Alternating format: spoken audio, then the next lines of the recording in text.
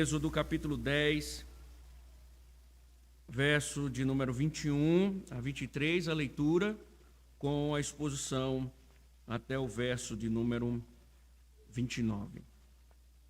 Nós vamos ler os três primeiros versos, 21 a 23, que diz o seguinte: Então o Senhor disse a Moisés: Estenda a mão para o céu e virá trevas sobre a terra do Egito, trevas que se possam apalpar. Moisés estendeu a mão para o céu e houve trevas espessas sobre toda a terra do Egito durante 3 dias. Os egípcios não podiam ver uns aos outros e ninguém se levantou do seu lugar durante 3 dias. Porém, todos os filhos de Israel tinham claridade nas suas casas. Oremos. Senhor, mais uma vez louvamos e bendizemos o teu santo nome por esta manhã tão bela e também tão graciosa, Senhor. Uma manhã de um dia que o Senhor nos convoca. Então, ó Deus, não só te louvamos, mas pedimos o teu favor, apesar de quem nós somos, Senhor, para que neste momento o teu Espírito possa nos iluminar, Senhor. E também iluminar o entendimento do teu povo, ó Deus, para que teu povo te ouça, Senhor, diante de verdades tão maravilhosas, tão profundas, que o Senhor nos fala através desta narrativa, ó Deus. E que assim seja. Faz, Senhor, que sejamos servos prudentes, que edificam a casa sobre a rocha também, para que nossos ouvidos não só te ouçam, mas que os nossos corações submetam ao Senhor, obedecendo à tua vontade. Para a glória do teu santo nome, ó Deus, nós te louvamos e te bendizemos. Amém. Podem sentar, irmãos.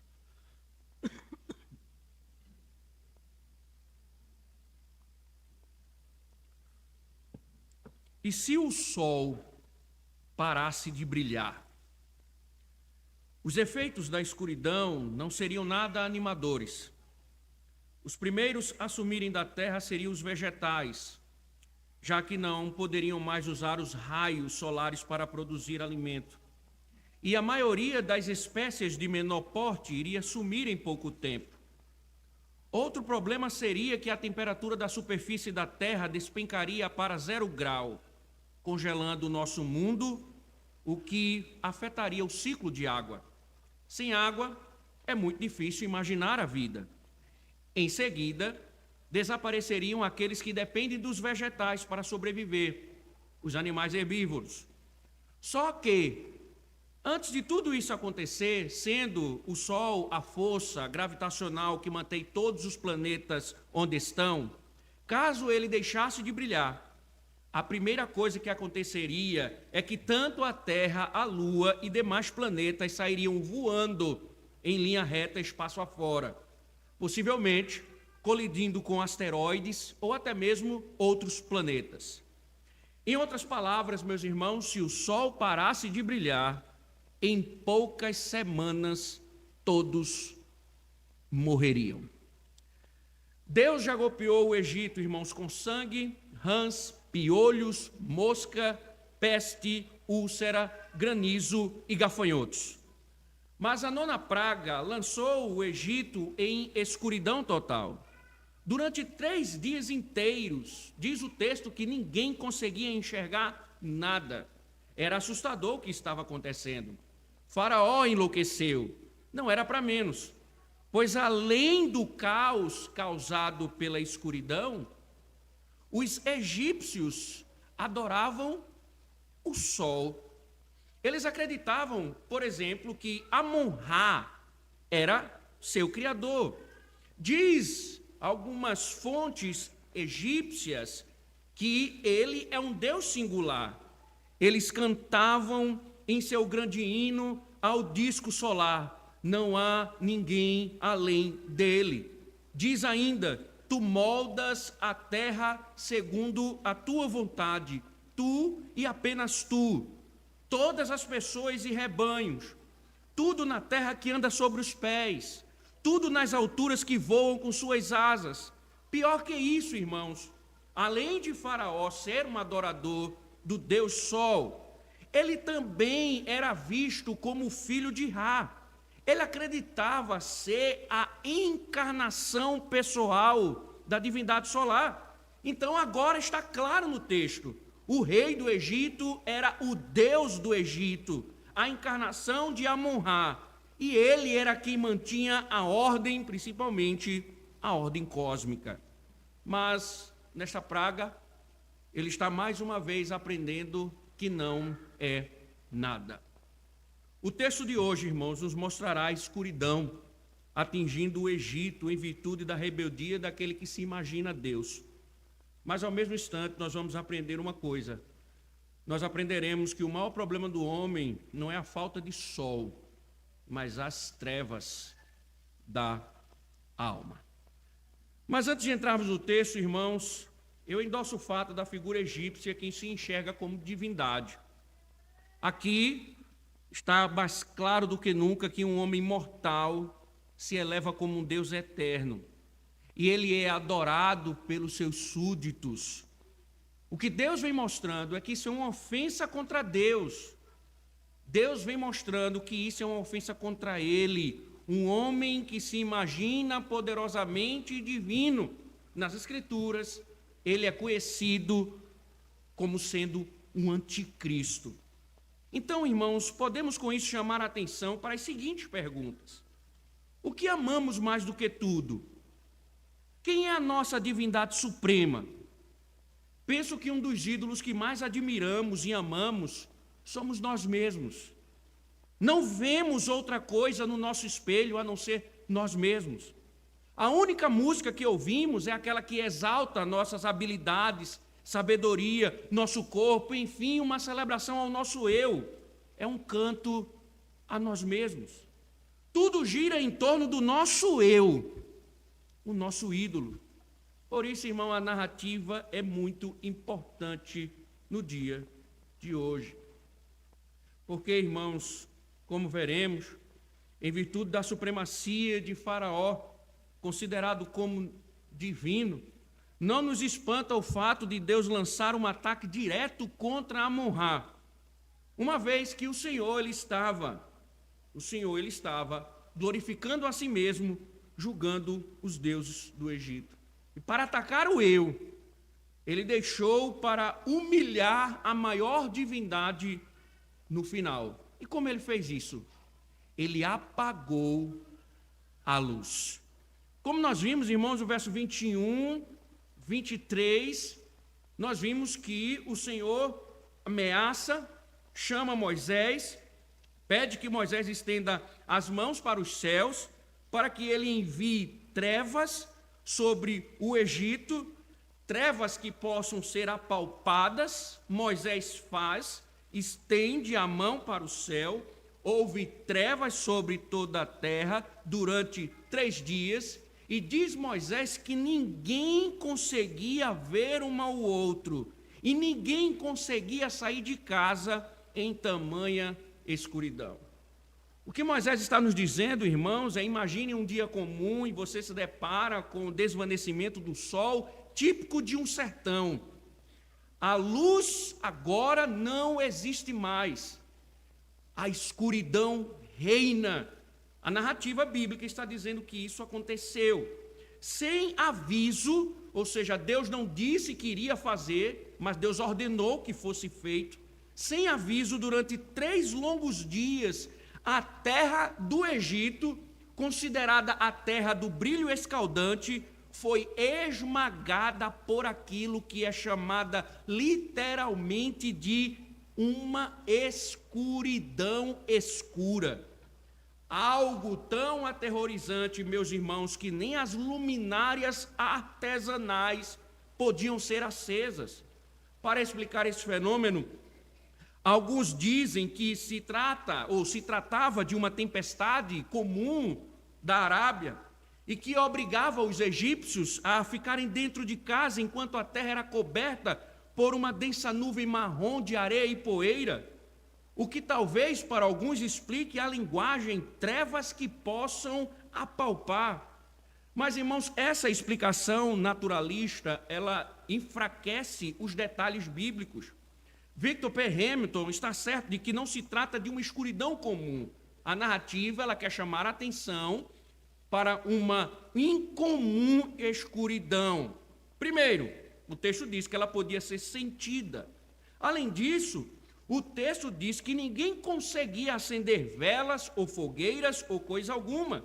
Detalhes que estão dando ao texto um tom miraculoso. Está havendo um evento extraordinário. Então pensem, se essa praga fosse uma ocorrência natural, por que Faraó perturbou-se com ela? E por que a Bíblia não teria dito que se tratava de uma tempestade de areia? Todavia, irmãos, a Bíblia enfatiza uma intensa escuridão, usando metaforicamente a percepção dos sentidos, palpável, ou seja, era algo que podia ser visto, sentido, percebido. Isto é, irmãos, assim como nas 8 pragas, a 9ª praga é um milagre sobrenatural de Deus.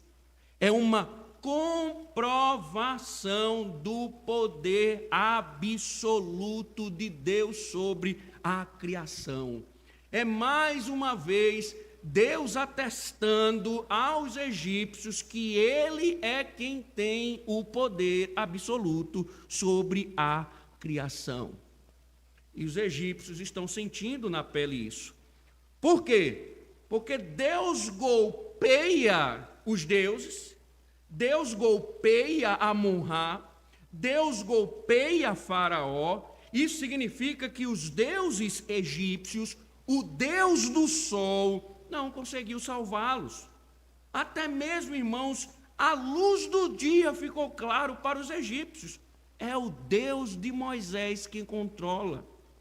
Deus, mais uma vez, milagrosamente, demonstrou sua supremacia no Egito, apagando o sol. O que Deus precisa fazer para dar provas a você de sua soberania? Existem muitas formas, mas assim como ele derrotou Amon-Ra, ele derrota a nossa autoidolatria, ele derrota a nossa autoconfiança, nos colocando em situações adversas. E quando essas situações adversas chegam, ele nos fala a consciência. O que o seu eu será capaz de fazer quando chegar à ruína financeira? Quando sua família se desestruturar, ou quando o diagnóstico fatal for uma realidade? O que será de você quando o terror lhe assolar? O que farás diante de uma terrível escuridão que denuncia sua impotência? Só assim, irmãos, é que você aprenderá que o seu eu não é capaz de te salvar. Quando o blackout divino chega, nosso eu se apaga.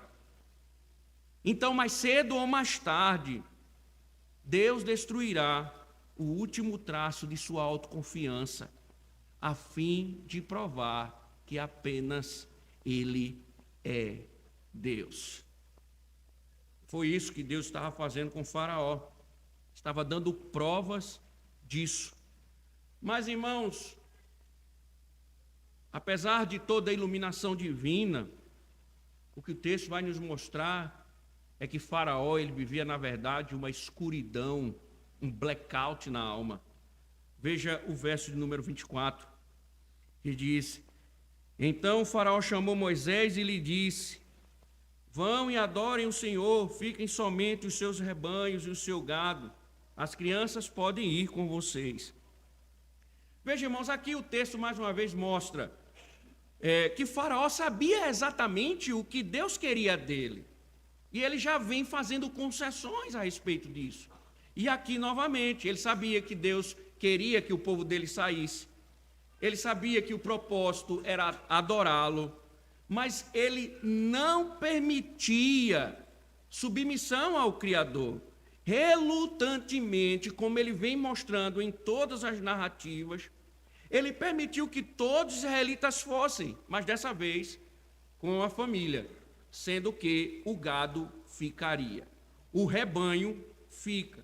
E nós sabemos, irmãos, que aí há uma estratégia do rei, porque com o gado ele garantiria que Israel retornaria para o Egito, porque Israel não iria sobreviver no deserto sem o alimento.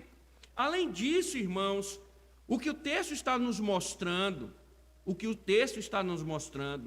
é aqui a declaração implícita. Mais uma vez, o que Faraó está dizendo é: eu sou o Deus do Egito. Os termos, eu que estabeleço. Os termos, eu dito. Isso, a narrativa, irmãos, está nos mostrando que ele está em trevas.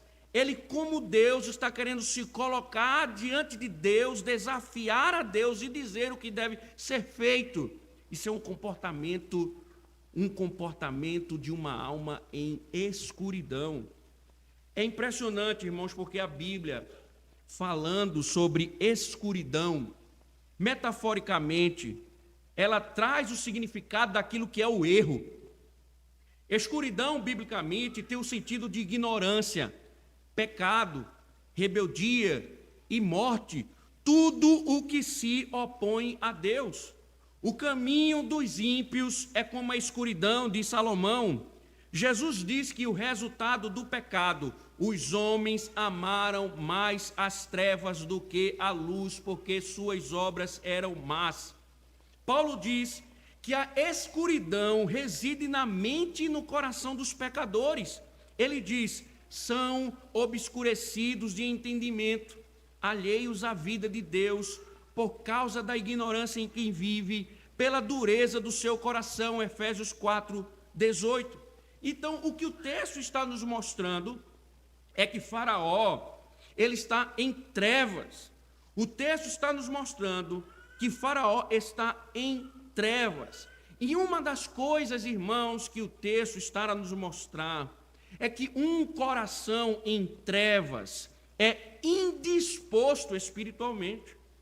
E o exemplo de Faraó nos mostra como as trevas do nosso coração negociam com Deus, tentando convencê-lo a reduzir os seus termos. Veja que Faraó está tentando negociar. Isso funciona, irmãos, da seguinte forma. Assim, você sabe o que deve fazer, contanto que não sejas obrigado a ir à igreja dominicalmente. Ou vai à igreja, contanto que não tenha que assumir algum compromisso. Até que use um pouco do tempo na igreja, mas sem a necessidade de doar o seu dinheiro. Da parte de si mesmo a Deus, contanto que não tenha que lhe dar tudo. Em suma, irmãos, estão dispostas a se tornarem cristãs, em algum sentido obedecer a Deus, contanto que possam continuar a viver para si mesmas. Faraó estava querendo se submeter a Deus, negociando, mas lógico, o que ele estava querendo é viver para si mesmo. Imagina, irmãos, que existe alguma maneira de continuar no pecado e mesmo assim alcançar o céu? Existe alguma maneira de continuar no pecado e mesmo assim alcançar o céu? Pensas que podes continuar no pecado e mesmo assim gozar da presença de Deus? Deduzes que podes desprezar os mandamentos divinos e mesmo assim ser aceitável? Não. As Escrituras dizem que não. As Escrituras dizem que isso é andar em trevas. As Escrituras dizem que isso é um sinal de um coração que ainda está em trevas. E aí, meus irmãos, o puritano Matthew Henry, comentando esse texto, ele diz: a escuridão espiritual é escravidão espiritual. Enquanto Satanás cega os olhos dos homens, de forma que não vejam, ele lhes amarra mãos e pés, de modo que não trabalhem para Deus, nem se movam em direção aos céus. Ou seja, irmãos, a razão de muitas pessoas na igreja não andarem na luz e não se moverem em direção aos céus é porque ainda estão em trevas com suas almas presas por Satanás. Quantos irmãos na igreja estão, mas nunca estão inteiros diante do Senhor? Há sempre uma aproximação de Deus com ressalvas, concessões. Não é bem assim, não é dessa forma, e começamos a estabelecer os nossos modelos, os nossos jeitos, começamos a organizar os nossos mandamentos, as nossas bases, para nunca estarmos plenos diante do Senhor. Sempre temos uma forma de driblar o mandamento de Deus para que nossa alma não esteja plenamente voltada para o Senhor. Por isso, irmãos, tantas trevas e angústias na alma, tantos pecados, tantas decepções, porque nunca se está plenamente dedicado ao Senhor. Há sempre concessões, há sempre termos sendo estabelecidos. Nunca é submissão, mas é sempre uma barganha. Não espere, irmãos, iluminar quando você não se entrega plenamente à luz que dissipa as trevas. Porque o que o texto quer nos mostrar é que luz é somente para aqueles que andam plenamente com Deus. Você percebeu bem, por exemplo, os israelitas não estavam na escuridão. Mais um milagre. Nós vimos na parte B do verso 23 que eles não foram afetados. Que coisa extraordinária. Uma escuridão tomando conta do Egito. Engozem a luz. Somente os egípcios foram afetados. E aí, irmãos, do mesmo jeito que as escrituras, elas metaforicamente trazem um significado às trevas, a luz também tem um significado espiritual. Metaforicamente representa a verdade, beleza e pureza. Por exemplo, João diz, Deus é luz e não há nele treva nenhuma. 1 João, capítulo 1, verso 5. Pedro declara que a palavra de Deus é uma candeia que brilha em lugar tenebroso. 2 Pedro 1,19. Logo, o chamado para a salvação é um chamado das trevas para a sua maravilhosa luz. Capítulo 2, verso 9 de 1 Pedro.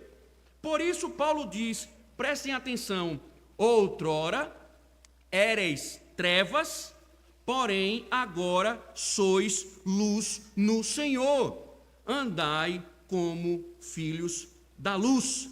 Então, irmãos, o que a Escritura, o texto está nos querendo mostrar é essa distinção clara. E aí, então, veja a importância disso. Por quê? Porque quem está na luz não aceita a menor concessão em sua dedicação ao Senhor. Veja o verso 25 e o verso número 26. Veja que ele diz, Moisés respondeu, então você teria de nos providenciar os animais para os sacrifícios e holocaustos que queremos oferecer ao Senhor nosso Deus. Por isso, os nossos rebanhos irão conosco. Nenhum casco de animal ficará para trás, porque temos de escolher alguns para oferecerem sacrifício ao Senhor nosso Deus. E enquanto não chegarmos lá, não saberemos com que animais teremos de adorar o Senhor. O que o texto está nos mostrando, irmãos, assim como vem acontecendo, Moisés não negociou. Ele estava ciente de que com Deus é tudo ou nada. Por isso, o que ele diz literalmente no hebraico a Faraó é, você permitirá que ofereçamos sacrifícios. Ou seja, Faraó não estava ouvindo um pedido, Moisés estava ordenando, era uma ordem: você permitirá que ofereçamos sacrifícios. Então, irmãos, o que através desta ordem Moisés está dizendo é: o povo deve partir com todos e com tudo. Faraó, não adianta, você quis tirar a família, os filhos, agora você está querendo tirar o rebanho. Deixa eu lhe dizer uma coisa: Deus quer todos e tudo. Deus quer todos e tudo. Irmãos, pessoas nas trevas oferecem uma parte. Eles dizem entregar a Deus o coração, mas com o coração vai o mundo e a carne. Mas aqueles que vêm para a luz oferecem o todo a Deus. Deus quer tudo. Deus não quer somente uma parte. Deus quer o todo. Então, mesmo sem saber o que Deus exigirá, eles dizem: não sei quanto Deus exigirá de mim, quais sacrifícios terei de fazer, não sei quais caminhos tenho que trilhar, não tenho noção do quanto me custará servir a Deus em termos do meu tempo, dos meus dons e do meu sofrimento. O que eu sei é isto: eu submeti tudo ao serviço, por isso não importa o que ele queira de mim, ele receberá. Irmãos, como seríamos diferentes se nossa dedicação fosse plena? Como seríamos diferentes se você vivesse aquilo que cantasse, quando você canta dominicalmente que sua vida plenamente foi entregue ao Senhor. Como veríamos, irmãos, mais favor divino entre nós se nos dedicássemos ou dedicássemos tudo o que temos ao Senhor? Mas nós sabemos, irmãos, e você sabe, não é assim. Há sempre concessões. E nós estamos pensando que estamos dando tudo. Quantos Ananias e Safiras não acordaram em dar uma parte de si mesmos? Estão na igreja dizendo que deram tudo, mas é só uma parte. Isso é perceptível, irmãos. Isso é perceptível em alguns. Por exemplo, quando alguns adoram a Deus aos domingos e alimentam suas vidas com as influências pecaminosas durante a semana. Passam um domingo diante do Senhor, mas tem durante a semana o diabo como companheiro. E o pior, irmãos, é o que nós estamos vendo numa geração de pessoas que dizem que são cristãs. Eles estão negociando com Deus quais pecados ou não eles deixam para trás. Eles querem servir a Deus, mas eles escolhem os pecados que eles não querem abandonar. Eles escolhem a Deus e dizem: não, Deus, esse pecado eu não posso abandoná-lo. Esse é um animal de estimação que tenho. Deus, ele é intocável. Não toque nesse pecado, Senhor. E eles se aproximam de Deus, já dizendo: esta parte de minha vida o Senhor não terá. Mas não há espaço, irmãos, para concessões. Deus não quer um coração carnal e mundano. Por isso, as Escrituras dizem que apenas uma ruptura completa com o seu passado, que deixa para trás totalmente o Egito, pode iluminar sua alma.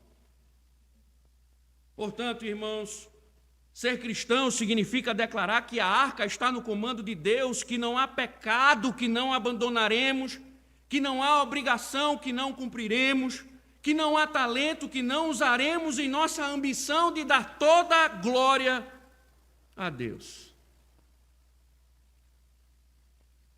Já imaginou, meus irmãos, se Jesus Cristo cumprisse somente uma parte de suas promessas? Imagine que ele decidisse ser morto, mas ele dissesse: eu não vou ressuscitar. Pensem se ele decidisse: vou morrer, mas não vou interceder. O que dizer se ele decidisse: vou perdoar os teus pecados, mas não vou te guardar? Ande. O que seria de você? O que aconteceria com você, meu irmão, se Deus decidisse fazer concessões de suas promessas? Se Deus hoje dissesse assim: essa promessa não cumprirei mais. Quem aqui estaria vivo para contar alguma história? Mas ao contrário, irmãos, Jesus deu a sua vida por nossos pecados, entregou-se plenamente à vontade de Deus, por isso exige-se que o todo seja dado a Ele. Servir com toda a nossa vida para a sua glória. Agora, irmãos, só nos resta olhar o final do texto, verso 27 a 29. Veja: o Senhor, porém, endureceu o coração de Faraó, e este não quis deixá-los ir. Faraó disse a Moisés: saia da minha presença e tenha cuidado para nunca mais aparecer aqui, porque no dia que você tornar a ver o meu rosto, será morto. Moisés respondeu: como queira, nunca mais tornarei a ver o seu rosto. Irmãos, o que o texto está dizendo é que, diante da declaração de Moisés, as negociações foram interrompidas. Faraó cansou de ver a face de Moisés, está no texto. Irmãos, é impressionante essa parte aqui da narrativa. Não poderia ser diferente. Por quê? Porque cada vez que Moisés aparecia, uma praga vinha. Cada vez que Moisés aparecia no palácio, problemas surgiam. Então o que o texto está dizendo é que Faraó está furioso e está ameaçando Moisés: eu vou matar você caso você retorne aqui. Mas, irmãos, o que vocês não percebem, talvez, é o que a narrativa está querendo mostrar. Veja, uma praga, 2, 3, 4, 5, 6, 7, 8, 9ª praga. Faraó estava jogando agora sua última chance de abandonar o seu pecado. Era a última chance. Por quê? Porque a 10ª praga é o ápice do juízo de Deus. Então era a última chance dele, esse era o único momento que ele tinha para se arrepender, de voltar-se para Deus, de se humilhar, para que a 10ª praga fatal não acometesse. E Moisés, irmãos, ao mesmo instante, entendam, embora estivesse derramando juízo, Moisés estava ali trazendo uma esperança para ele. O juízo era resultado da escuridão do rei, mas se ele se submete às palavras de Moisés, a graça teria se estendido na vida dele. Então Moisés, irmãos, entendam, ele era a única pessoa que podia ajudar Faraó a escapar da escuridão. Mas Faraó recusou ouvir. Vai embora. Vai embora. Se você voltar aqui, eu lhe mato. Talvez, meu irmão, seu problema seja a tolice de achar que pode dedicar sua vida a Deus mais tarde. Quem sabe você acha que depois de alguns anos você estará vivo para acertar suas contas com Deus. Mas nem sempre as pessoas recebem outra chance. Faraó não recebeu. Às vezes, Deus levanta seus profetas, dando-lhes uma oportunidade de responder, mas por vezes o momento passa e jamais retorna. Você sabe, irmão, minha irmã, você sabe, se hoje não é a sua última oportunidade de ouvir a voz de Deus? Você por acaso sabe se hoje não é o seu último dia? Seu último momento? Sua última manhã de domingo? Acaso você sabe disso? Você tem certeza que você chegará ao final deste dia? Será que não é a última vez que Deus está falando ao seu coração, a última oportunidade que Deus está lhe dando de dissipar a escuridão da sua vida?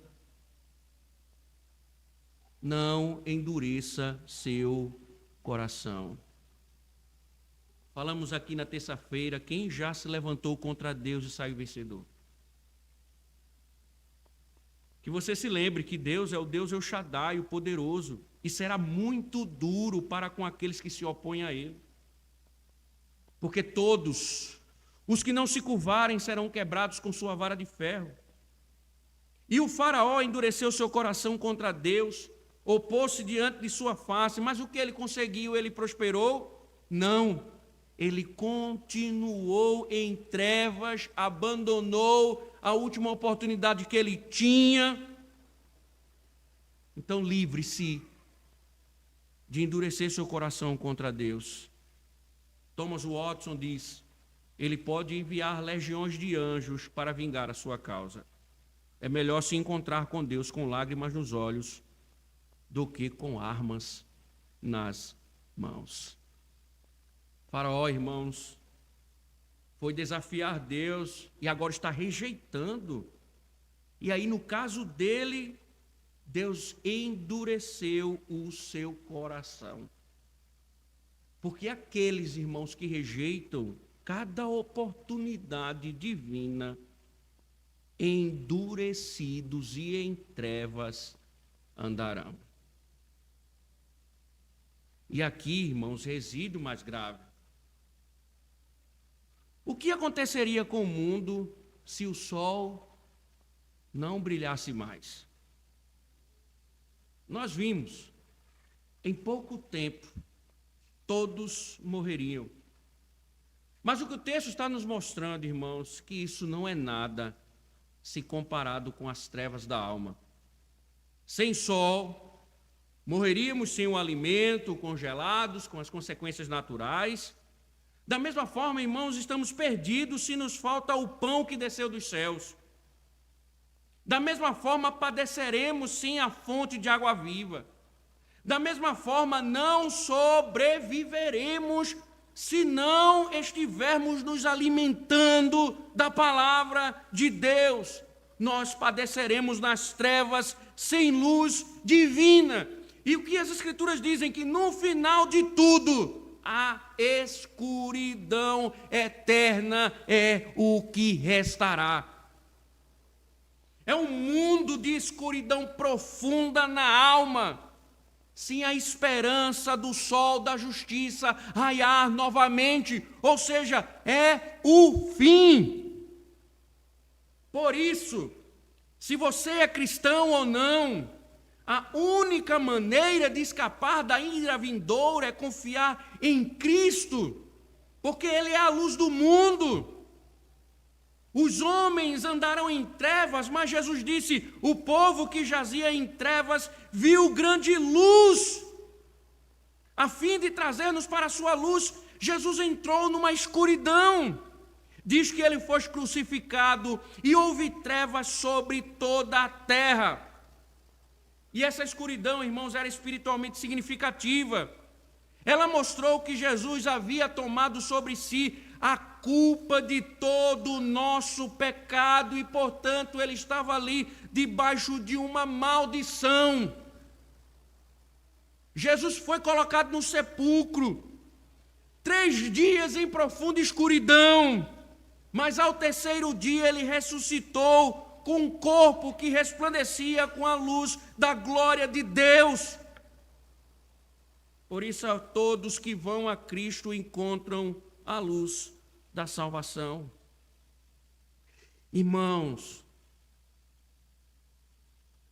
o problema não é a falta de sol, o problema é a escuridão do coração humano.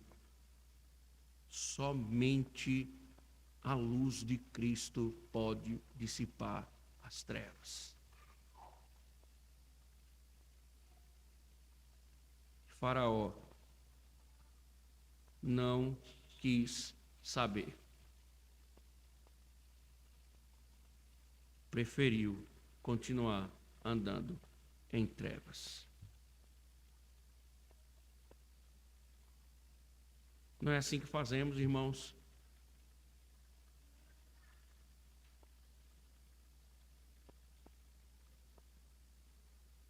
Não é assim que fazemos. Preferimos as trevas do que a luz.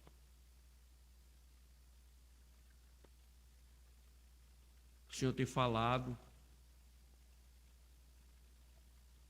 chamado seu povo ao arrependimento, e você continua andando em trevas, fazendo concessões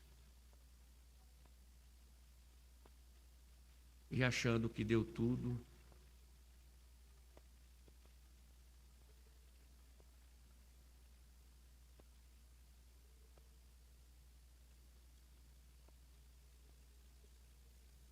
Mas ainda há tempo, irmãos. Ainda há tempo. Eu não queria que houvesse mais tempo.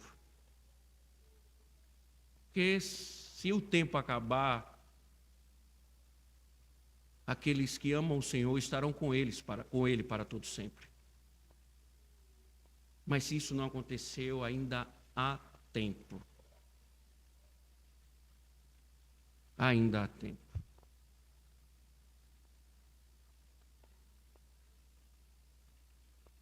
Mas não se esqueça, um dia não haverá mais tempo. Um dia o sol não vai brilhar mais para você. E você pode abrir os olhos numa escuridão que nunca mais será dissipada. Nunca mais. Nunca mais.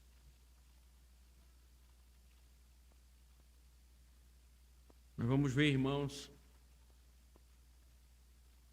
que Faraó vai sofrer o duro golpe. O duro golpe. Porque optou andar em trevas.